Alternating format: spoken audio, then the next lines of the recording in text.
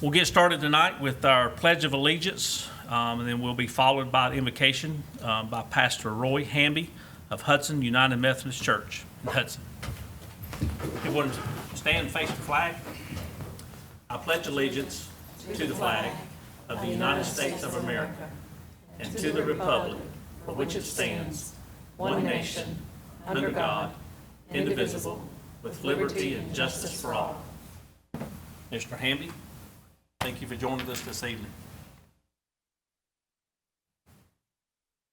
Pray with me. Gracious Heavenly Father, we just give you thanks for all that you have done for us. Lord, you are the creator of all things known and unknown. And Lord, we just are in awe of this environment and this world. We come to you now to thank you for the love that you have shown us. Thank you for your salvation plan through Jesus. And thank you for your Holy Spirit. Lord, as we gather here this afternoon, this board, to discuss the needs of this community, I just ask that we can be the servants that you called us to be in our community, in our workplaces, and in our family. Lord, help us to show the love that you've shown us. Help us to serve our neighbor as ourselves and to love each of our neighbors. Lord, teach us how to be obedient through your Holy Spirit, how to listen, and how to be directed. Lord, guide us this day and let our words and thoughts reflect the love and mercy that you have shown us. And I ask these things in Jesus' name. Amen. Amen. Thank you, Pastor. You're welcome to stay for the meeting, or if you'd like. Or if you can leave if you'd like to. Supposed to be my wife. Oh, well then you better go, because that, like I said, that one time you said them two words, I do, Yeah. you better go do it. That's right. Thank you, sir, for being here. All right. All right, next on our agenda is the swearing of the board members by Miss Abby Rich, Caldwell County Board of Commissioners clerk, and I will be the one being honored tonight to be sworn in from another term on this board, so we'll get that done.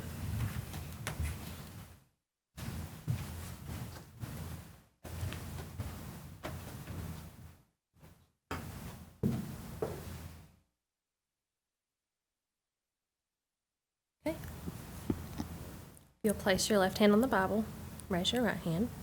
Do you, Donnie Potter, solemnly swear that you will support and maintain the Constitution and laws of the United States, that you will be faithful and bear true allegiance to the state of North Carolina and to the constitutional powers and authorities which are or may be established for the government thereof, and that you will endeavor to support, maintain, and defend the Constitution of said state, not inconsistent with the Constitution of the United States? I do. Do you, Donnie Potter, further swear that you will execute the duties of the office of member of the Caldwell County Department of Social Services Board to the best of your will and ability according to law, so help you God? I do. Congratulations. If you'll sign these three, and then I'll sign. Like I said, I do, and then you got to sign. Some things This never is not change. as binding.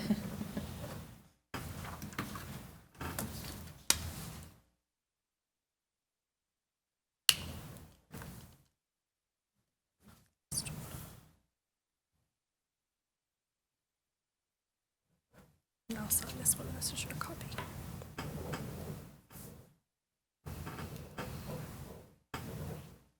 There you go. All right.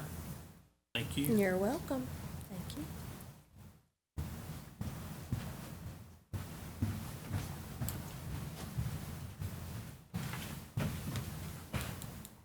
All right.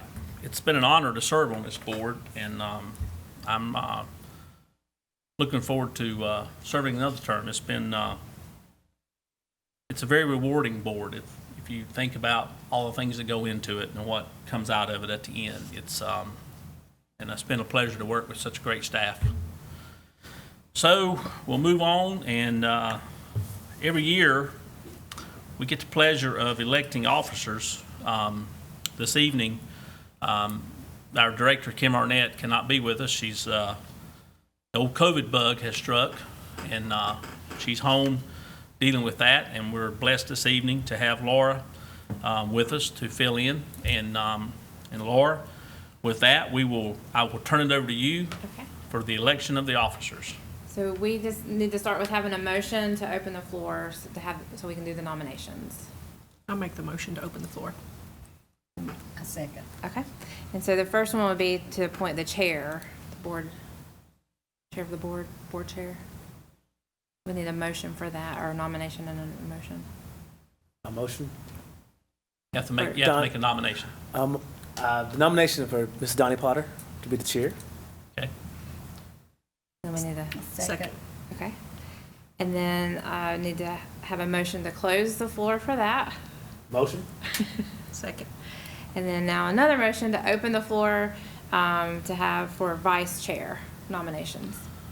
I make a motion that we open the floor for vice chair. A second. Okay. And who would y'all like to nominate for that? I would like to nominate Jarrell Souther to be our vice chair of the DSS board. Second. And then we need a motion to close the floor. I'll make a motion we close the nominations. A second. Okay. All right, that's it for that part. Don't we need to vote on some of that? Or is that just understood? That to my Lori? notes that there is no, Lori? We're good? That works for me. Unanimous decision. Unanimous decision. So once again, it's an honor to serve on the board, but to be the chair, I've enjoyed it. I hope that our members have enjoyed it. I try not to make things a little bit fun as we can, in these type of meetings. And Jarrell, looking forward to you being with us and serving as the vice chair. And when I'm not available, then you can step in and run the meetings. I try not to miss any, but from time to time it happens. So, all right, we have that past us and we're all done. Is that right, Lori? Y'all good? Got what you need? All right. Next, I need a motion to approve, or is there any amendments to the agenda? yes. Okay. So we need to remove agenda item 9B, the director's report, since Kim is not here today. Okay. She'll provide all those updates next meeting. All right. Any other updates? No. Okay. I need a motion to approve the agenda as mentioned and by removing item 9B. I'll make the motion to approve the agenda with the removed item. Need a second? Second.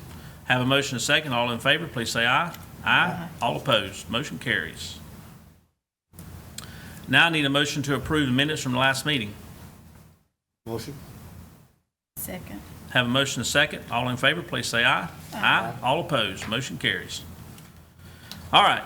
Now we get into little meat and potatoes here. Reports. First one on our reports, the accounting team recognition, Mr. Chris Conley, business manager. Good evening.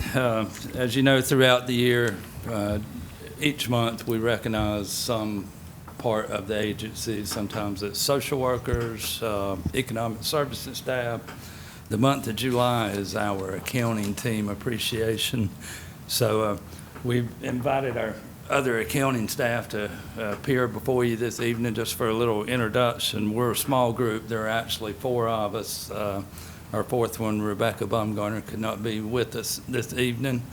But I'll introduce them to you, just tell you a brief description of some of the things they do. We don't have the time to stand here this evening and cover everything that these folks do every day. Suzanne Hopkins is our accounting specialist. She's been with us a little over a decade, so we certainly appreciate her longevity. She manages our agency contracts and tracks the balances available in them. She has a key role in foster care payments, keying that information to the state for reimbursement. She also orders our supplies, which is very important. We don't want to run out of supplies. So, again, those are just some of her key duties. Jamie Kaklutis is our assistant business officer. She's only been with us about 3 years, but she's vitally important to what we do, as are all of our staff.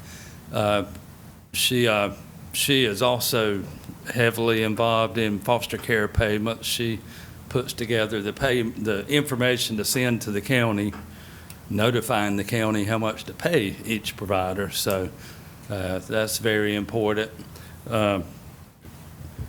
She also tracks the reimbursements on the back end of the foster care payment process and follows up on any issues that may occur if we were denied reimbursement on a child, or various things can happen. And so there's a lot of work sometimes on the back end of that process.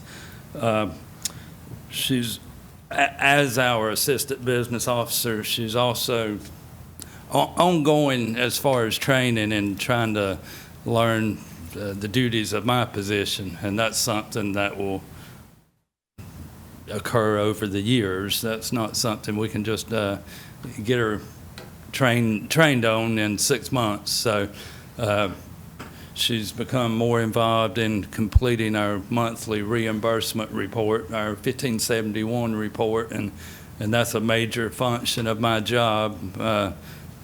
That's what draws in a lot of our reimbursements, so very important. And again, Jamie's learning to back up that process and doing very well. Again, these folks are vitally important. Jamie, or actually both, but Jamie does a lot of invoice processing to make sure our bills are paid. Suzanne does some as well. And if you ever run out of copy paper or forget to pay the postage invoice and have your mail held up by the post office, you'll realize how important these folks are. Because both of those things happened to us many years ago. And if you run out of copy paper, and if you can't print anything, and then when you get in 4 or 5 days of mail in one day, that's a heavy load on folks. Yes, it is. So I can't say enough for the work that this group does. They're such a pleasure to work with every day. I often receive a lot of credit for, how we look financially and whatever, but it's the work of this group that is more responsible for that than I am, because, without them, so much would not go on behind the scenes that we have to do to keep the agency flowing. And so, again, I'm very appreciative of these folks and the work that they do.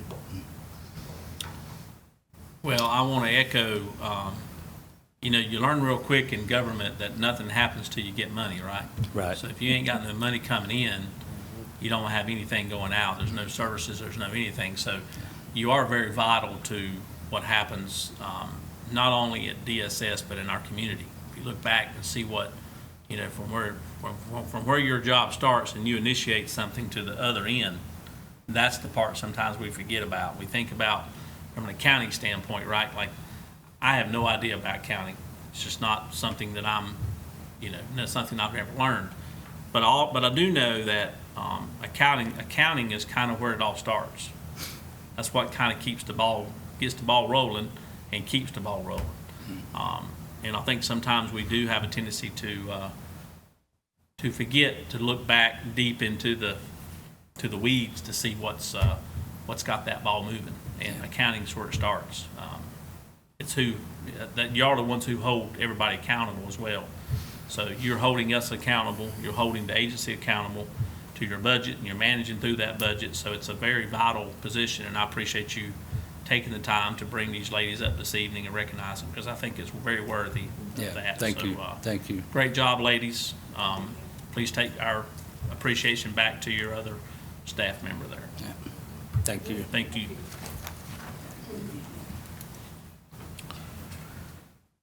All right, next on the agenda is going to be reports. Kim has asked for personnel and discipline policy, and Alex Costello, okay, who is a DSS student intern, is going to give us a presentation tonight on personnel and discipline policy. Thank y'all for having me this evening. And so this presentation is just going to be going over the personnel and discipline policy for DSS in Caldwell, because DSS does not fall under Caldwell County's personnel and disciplinary guidelines. So they have a different set of guidelines set by the state. So this is just going over that to get an understanding of that. And we can go to the next slide. Oh.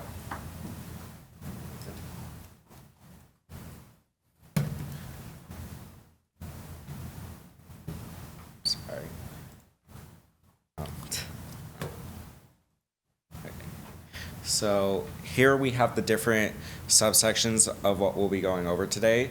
So we'll quickly go over the different types of personnel. Really only one or two of them is really going to matter for this case, but it's so important to go over the distinctions. Then we have just cause for any disciplinary policy, any actions taken before disciplinary action is taken, and then what, if disciplinary action is necessary for a situation, what types of disciplinary action are available, which are down here, and what is required to issue each disciplinary action. So there are to the state policy, there are 3 different types of employees that are affected by this policy. The 2 that are going to matter here and what this policy covers are the career state employees and permanent employees. These are employees who have been working with the state for 12 months or longer in any role and have achieved either permanent employee status or career state employee status. So any disciplinary action taken under this policy applies to these 2. Now, probationary employees are employees who are in their first 12 months of working with the state, so they are under a different set of standards. It's a lot easier to issue disciplinary action for them because they do not require any prior warning for a disciplinary action to be taken. And so there are 2 types of just causes for issuing disciplinary action. The first is unsatisfactory job performance, and this is what is going to be the case for 90% of the time with a disciplinary action.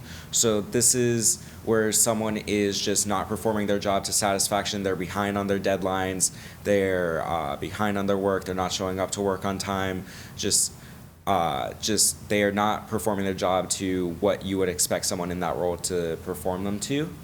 And so in that case, if you were to issue a disciplinary action for them, you would cite unsatisfactory job performance and list the reasons why they are not performing their job. And there is also a subsection for unsatisfactory job performance called grossly inefficient job performance, which is a more severe version of this. And usually for grossly inefficient, you need someone to be either putting state property or county property in danger, or have caused it to be in danger or damaged, or put someone's life in danger, or cost someone's life while working. And the other form of just cause that can be used for a disciplinary action is unacceptable personal conduct. So this is kind of more of a this one is a little more open-ended in terms of what can fall under this umbrella, but this is typically if someone is just acting inappropriately in the workplace or unbecoming of someone in their role. So if someone were to be pulled over for speeding and they do say something like, "Hey, I'm a social worker over at DSS," and they try to use that to get out of it, that's a form of unacceptable personal conduct. So there's a different list of all the different stuff that's covered on a policy, but typically it's left a little open-ended and vague because you can't cover for any situation, and this is kind of the one that you would use for if someone is just acting very inappropriately at work and unbecoming of their role. And so when there is a situation where we think there might be disciplinary action needed, we undergo a pre-disciplinary process first to try to take actions to avoid disciplinary action. So individual conferences are conducted monthly, regardless of whether an employee is, if an employee's job performance is just to make sure employees are doing well, if they need anything, just checking in on them and seeing if they need anything and any ways that can help improve their work or their work environment.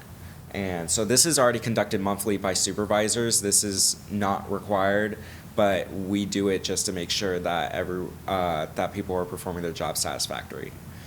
And if you do decide to go through with the disciplinary process, then you would need to undergo a documented counseling session, which is more the formal term for an individual conference. This is just going over with the employee what's going wrong, what can be done better, and just seeing how to improve the employee's work and just make sure that their behavior and help them get to where they need to be. And we also use a coaching plan. This is not, and this is used for anyone before any disciplinary action is taken to help them reach where they need to be and help avoid any disciplinary action. And the agency likes to take steps to avoid disciplinary action because we believe in that everyone deserves another chance, and just like with the people we're serving in the county, we believe that our employees deserve a chance to improve themselves before we take any drastic action or disciplinary action. So we prefer to give them a chance to improve upon their work and a chance to improve themselves before we go further with disciplinary action. But unfortunately, disciplinary action is sometimes necessary. And usually with the timeframes of coaching plans, it's going to be usually 30 days to reach their targeted goals. And a coaching plan is going to set target goals for the employee to reach in the 30-day time frame. And over here we have an example or the format for a coaching plan.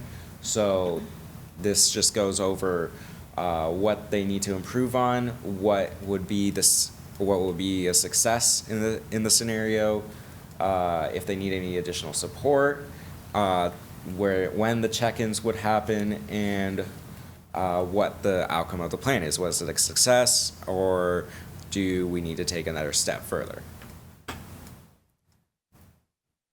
And so there are 4 different types of disciplinary action, with one thing that is not a disciplinary action but is a step required for some of the disciplinary actions. It's kind of weird, but written warning, suspension without pay, demotion, and dismissal are the types of disciplinary action that can be taken against an employee.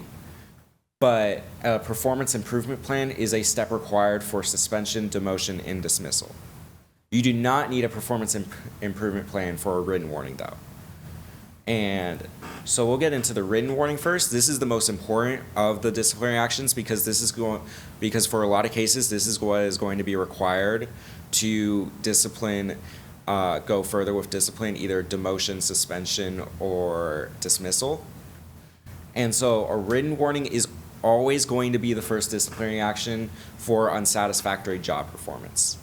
And so in any case of unsatisfactory job performance, if this is their first offense, they will be issued a written warning if disciplinary action is necessary. And so this is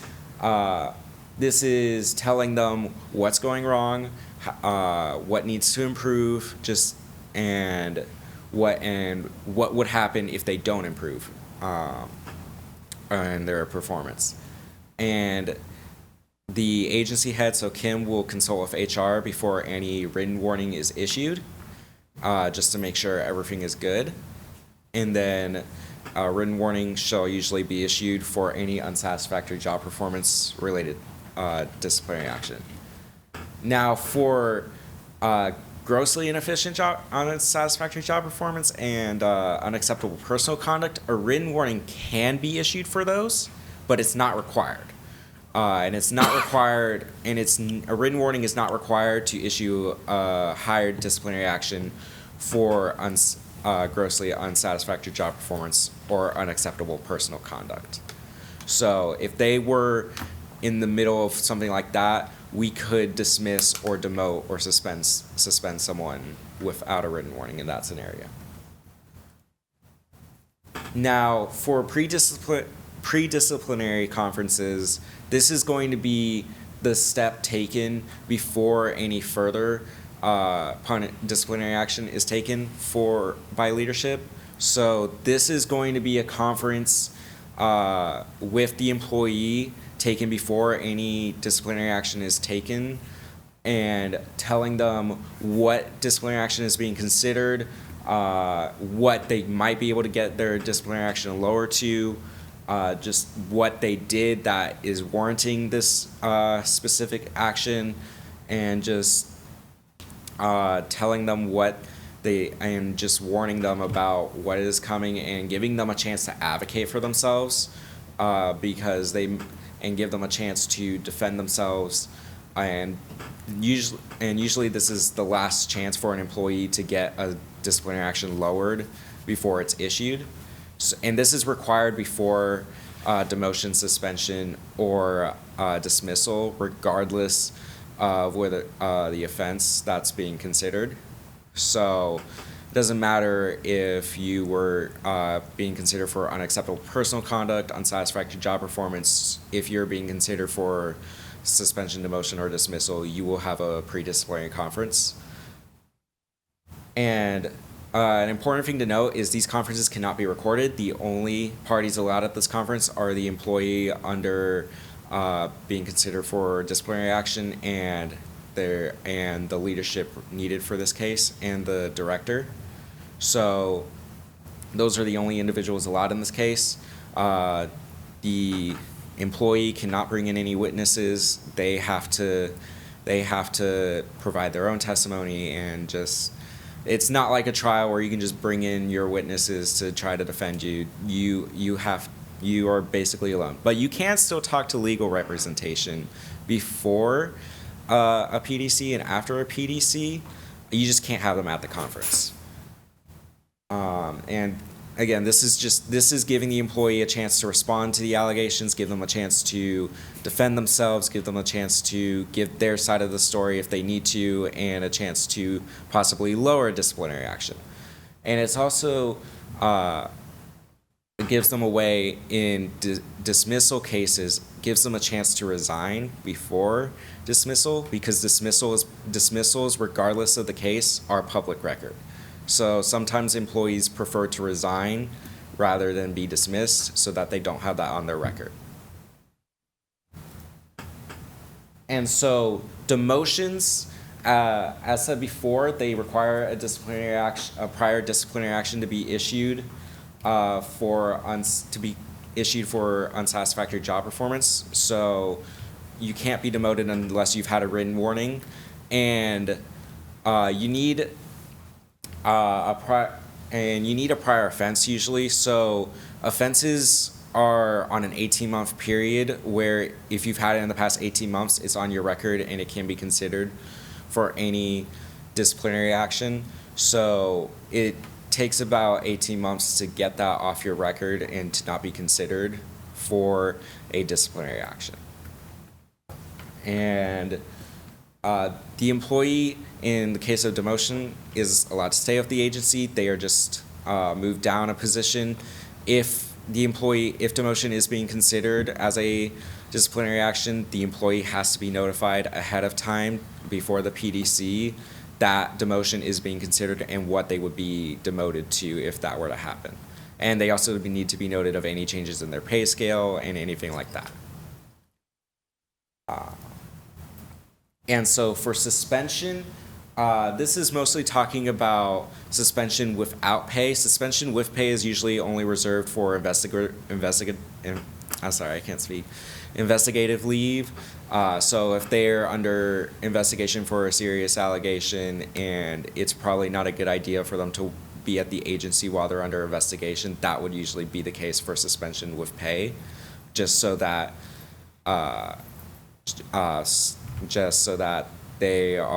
it just protects the agency and the employee during that investigation time. But suspension without pay is going to be used as a disciplinary action most of the time. This is going to be as with demotion, this is going to need an unsatisfactory job as with demotion, you're going to need a prior instance of disciplinary action. So you're going to need a warning to issue a suspension, and you're going to need someone to, and you will be suspended for about a week, up to a week, I believe. And the suspension is either going to be up to 1 workday or 2 work weeks, so 10 work days in total. Can't be less than a day, and it can't be more than 10 work days. In dismissal, this is the most severe punishment that can be issued. For unsatisfactory job performance, this is going to need at least 2 prior disciplinary actions in the past 18 months. And it's going to, so it can be a written warning, a suspension, a demotion. This is the most severe case where an employee just is not fitting well with the agency. They are not performing their job well, and it would be more beneficial for the agency to find someone else in the position and not have that employee at the agency anymore. So, sorry, I have something in my throat. But, so this is going to be, for unsatisfactory job performance, you're going to need this for, you have to issue this, it's weird, and I'll get into that in the next slide, but the date you can issue this is really weird. After the pre-disciplinary conference, it's a weird time frame, but you can't issue it until the next business day after the PDC, and you have to issue it within 2 days. Sorry, my mouth is really dry. I don't know. Sorry. Take your seat.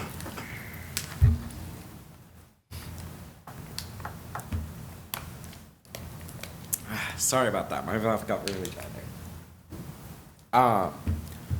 But in this case, if it were issued for unsatisfactory job performance, it would have to be issued with either a 2 weeks working notice, so they would basically have a 2 weeks notice for the remainder of their job, or you can issue them 2 weeks pay in lieu of that, and they don't have to come back, but they would be issued their 2 weeks of pay.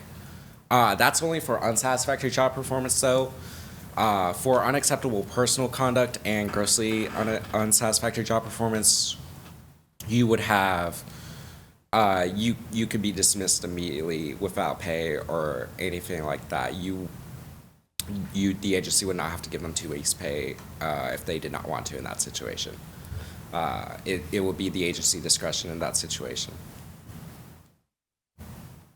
And so after a pre-disciplinary conference, this would be the timeline for any more severe disciplinary action with so demotion, suspension, or dismissal. So the agency would review all the information and see what the best next step is and decide what the disciplinary action would be. Afterwards, they will have a timeline to issue the punishment. As I said before, it's kind of weird. So it's hard to describe writing, but it's essentially you have to issue it you can't issue it until the business day after the conference. So if, say you had the conference today, you cannot issue the disciplinary action until tomorrow. And you have 2 business days to issue that, so you would have tomorrow and Thursday to issue that disciplinary action. So if you needed more time to deliberate on the punishment, you have 2 business days. So you would have until Thursday to issue it if the conference was today. And so once you make a decision, you have to write either a letter or give them a letter that's either delivered in person or by certified mail, and it must include why the disciplinary action is being taken, what they did that warranted it, what the disciplinary action includes, and if they are dismissed, dismissal is public record, so that will be for the public to see that employee has been dismissed from their role. And so the agency will allow employees, if they are facing dismissal, the opportunity to resign before dismissal so that it's not public record. And it just allows for the agency to not have, it makes it easier for both sides, for the agency not have to issue a dismissal and for the employee to not have that on their public record. And again, if dismissal is taken, for unsatisfactory job performance, it's either 2 weeks working notice or 2 weeks pay and leave of. And so this is a chart that goes over the prerequisites for disciplinary action. As you can see, you need a lot more prerequisites for unsatisfactory job performance. But for unsatisfactory job performance, you're going to need a written warning for suspension, demotion, or dismissal. In dismissal, you're going to need another disciplinary action, which is going to be either 2 written warnings, a suspension, written warning, a suspension. Any of that combo can work. And with all cases, a pre-disciplinary conference needs to be held. And for unacceptable personal conduct or grossly inefficient job performance, you don't need any prior disciplinary action to have occurred. You can issue any disciplinary action for those categories with no prior action. And so thank you for your time, and if you have any questions now, I can answer them now. All right, any questions? Alex, other than which school are you at? Appalachian State. Do you want to tell them what program you're in? Yes, I'm in the Public Administration or Masters of Public Administration program over at the graduate school there. That's great. Now Alex has been with us, I think this is your 6th week with us? This is my 12th week. 12th, I'm so sorry.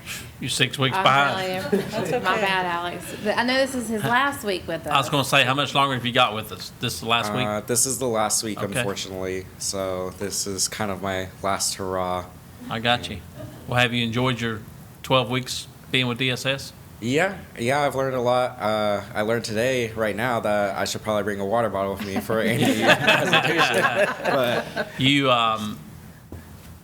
so before coming into your internship, what was your expectations versus what you were expecting versus what you're coming out with? What's there? What are you thinking? I don't really know what I was expecting coming into this. I was in public administration, that I didn't really have a lot of experience with social work. That's just not what my field was. Yep. So going into this field and seeing things from that perspective and seeing how an agency like this would work was a really good experience, and it really gave me an insight into an agency that I may or may not work with in the future, but it allows me to see how things work within the different aspects of public administration, and how public administration really ties into kind of everything. Mm-hmm. It really does, yeah. You can tie it back to just about everything. Well, we appreciate your hard work while you've been here and all your efforts and things you've given to us. I'm sure we've probably learned a few things from you, and we learned something tonight. So we appreciate you taking the time and putting this presentation together for us. So wish you the best of luck as you move forward in your education and your career. So best of luck to you. Absolutely. Great job. Good job, Alex. Thank you. So I will say also, Alex, while with us, he just didn't stay like within DSS. He also went to every department within DSS, but also spent some time with Restar as well as our sheriff's department as well. Oh, great, yeah. And community paramedics. Yes, and I'll be with the HR department of the county for my last 3 days. So I'll be actually in this building starting tomorrow until Friday. Fantastic. Nice. Wish you Well, the best of luck. Thank you. Alex. Thank you. All right, next is the moment we've all been waiting for. The only reason we show up is to come and listen to Mr. Connolly talk about our financial report. So Chris Connolly, One of these businessman. days, I think I'll just hit the door when you give me that rousing introduction. But as always, I do appreciate it, Donnie. We appreciate you too, buddy. So our financial report for June, reimbursements for the month were $287,023. That's a low number because the bulk of the reimbursements received late in the month did not come in. That has been received during the 13th month period. So our numbers end of the year numbers will actually look better than what they look in this report today. We ended the month with receivables of about 1.7 million. Expenses for the month were $1,347,715. So so for the month, we utilized $1,060,692 county dollars, again, simply because revenues were lower than expected. In our year-to-date comparison to prior year, expenses for the year, are up $1,065,000.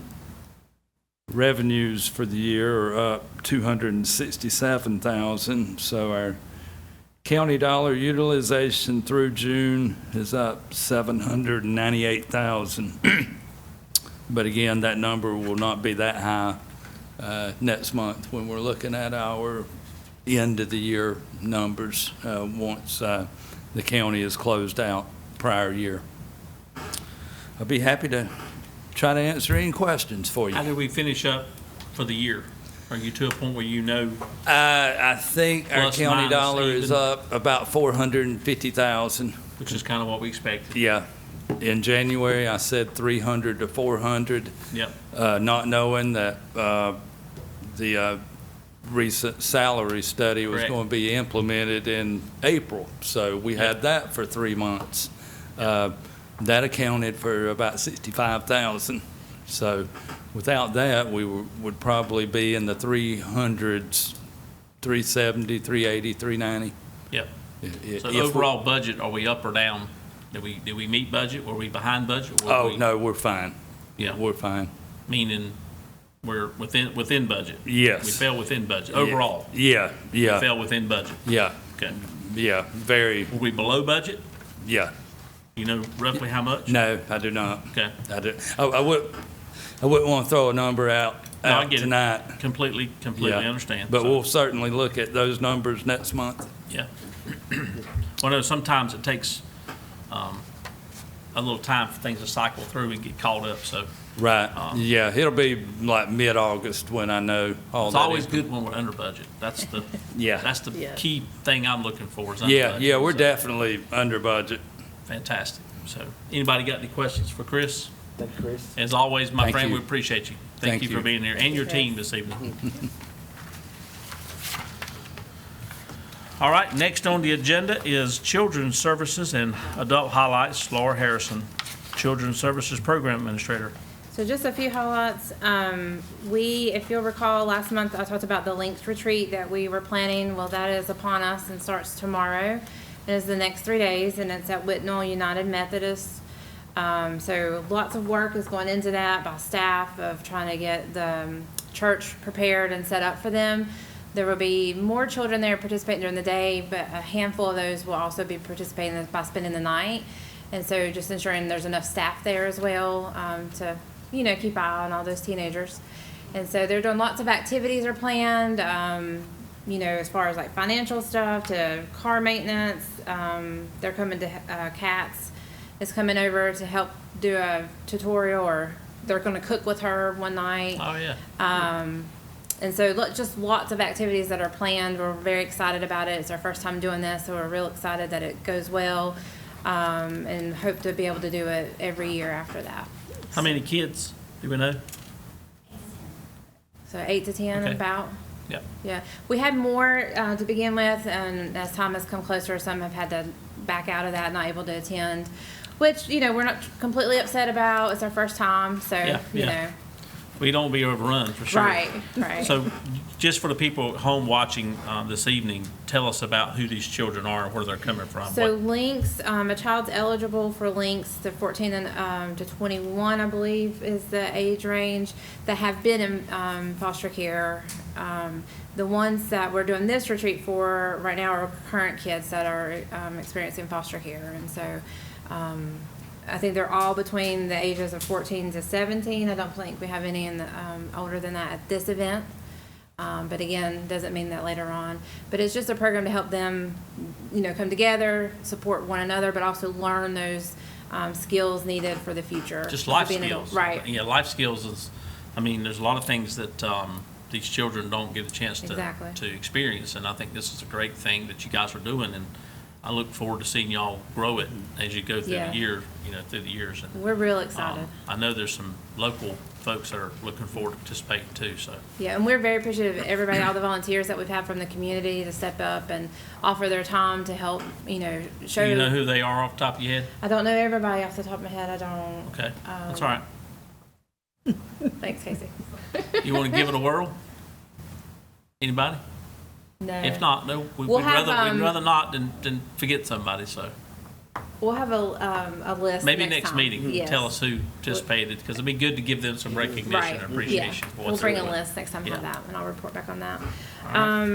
I'll also just bring up, this year, we have seen an increase in the number of children that have come into our custody through Department of Juvenile Justice, through the court system. And we've seen the increase in that, more so far this year than we have in several years. And so we have had a plan or a process in place, not a plan, but a process with juvenile justice and also the school system. We have an action team committee, and that's where DSS, the school system, and Department of Juvenile Justice can bring cases or, talk about situations that are going on, so we all can come to the table and brainstorm of ways to help families and children. And we've seen a slack in that and those referrals at that committee, at the action team committee, and so we're really trying to work on bolstering that back up, and reminding our other partners that committee is there for this reason. Sometimes it doesn't mean just because we take a case there or talk about a situation doesn't mean that we're going to be able to, ward that off, but that's really our, what we try really hard to do is see if there's other services or just, every brainstorming, because it's always better to have more than one person thinking about a situation. And so, Sure. so we're working with those partners to try to get that bolstered back up. And then the other thing we wanted to touch on is we are seeing an increase in our turnover staff in social work. And some of those reasons are the pay. Unfortunately, in social work right now, our counties around us are paying better. And then just a work-life balance. A social work job is a really hard job. And so, you really could work around the clock 24/7 and still never feel like you're done. And it's not like you can do, yes, you may have a task that you can check off, But still, there's something always going on with these children and families, and they need support. And a lot of times we see them in their worst situation. And so just that work-life balance is really a struggle right now, is what's being reported to us. I think one of the things that most people forget and don't realize is that as a social worker, you never catch up. Right. There is no such thing as catching up, because when you close one case, there's 5 or 6 waiting on you or more. Absolutely. Yeah. So I think that's the thing sometimes we forget about, is that it's an ongoing, it's not a, you think there is no time, no downtime for a social worker. Yeah. I think in addition to that, the other thing that often gets overlooked is just the vicarious trauma that social workers experience, Yes. being exposed to all of the information and the things that they see and hear on a daily basis are hard on the soul. Yes. And there comes a point in time where people can do that for a period of time, and then the cup overflows. Yeah. And we see that, in our line of work as well. And it is real when folks are faced with Yes. that information and inundated with those things on a daily basis. And it's a constant. It becomes very hard to manage that as an agency and as an individual. You're So, right. Thank you, Tracy, for putting that out. But by any chance, do you guys done any like callbacks or exit interviews to try to see what the flavor is? And So Kim does a survey when we have somebody turn their notice in for like an exit interview, and then the county HR does an exit interview with them as well. Okay. And that some of the feedback that I shared was what has been reported back to us from both the surveys they would do with Kim, but also with HR here. Gotcha. I will say that we're trying to look at different counties, like surrounding counties, and just same size counties at their pay, and just to see if there's anything else that can be done. I know pay is not everything. We know that, and like Tracy said, like that, just having that trauma constantly is a lot too. So. I forgot to go over the numbers, so let me do that before I got all carried away in talking. So as you can, well, maybe not on the screen here, but see at home, our numbers in June through CPS intake did go down, Child Protective Services. The numbers went down, thankfully. The number of reports that were screened in also went down. We do anticipate next month and then to September that number is going to go up quite a bit. We anticipate just with school starting back. Assists, we completed 34 assists, 21 cases in home services, and those are our families that need us out. We're going out weekly and checking on those families. 7 assists with that. 159 children experiencing foster care. You'll see that number did go down. Remind you that we did do 8 adoptions last month. We did not have any adoptions this month. We have 9 young adults in our foster care 18 to 21 program, and then 19 general foster care homes and 8 relative homes. I will let you know that the numbers did go down slightly. 1 is working on their paperwork that unfortunately lapsed, and then 1 decided not to be a foster home anymore because their adoption finalized, and so they're done at this point with that. In our adult services, the numbers stayed about the same with the adult guardianship. Our small increase in the number of cases or reports coming through, and then 26 were screened in, and that was just slightly increased from last month. I will say with an update for them, we did do a training on guardianship from the state. They came in and we invited our clerk, because the clerk of courts, just to remind you, they're the ones that do hear those hearings. And so it was a great opportunity for everybody to kind of hear the same information all in the same room and get back on the same page. Just because sometimes there may be a difference of what we're looking at as opposed to what they're maybe seeing, and so it was a good opportunity. Our clerk was very thankful to be invited. They were excited to come and very appreciative of that. So it was a great experience for everyone. Good. And now I'd be happy to answer any questions that y'all might have about any of that. All right, we appreciate it. Thank you so much, Laura. You're welcome. All right, next on the agenda is Family Support Services highlights. Ms. Brandy Hood, Economic Services Administrator. Good evening. So for our highlights for the month of June, I'm going to go over the numbers first. For our food and nutrition services, there was 634 applications completed with 11,649 cases. And the total services paid out was $1,928,511. For our child care services, there were 19 applications submitted with 550 children currently receiving, and the total services paid out was $229,866. For family and children's Medicaid programs, there was 426 applications submitted with 20,276 individuals currently receiving. For the adult Medicaid program, there was 135 applications submitted, and the report that we pull these numbers from are generated from the state, and I think they're doing some maintenance on that report, and they have not been available. We've actually looked every single day to try to update this, so that's why that's blank. I didn't want to put a number from last month and it had decreased or increased. Got you. So for our Work First Family Assistance Program, there was 35 applications submitted, and we currently have 29 individuals on that program. Child Support Services, there's 2,620 active cases, and our total collections was $408,037.76. Emergency Assistance, we completed 152 applications with 133 telephone calls that did not turn into applications, with a total services paid out of $5,399.89.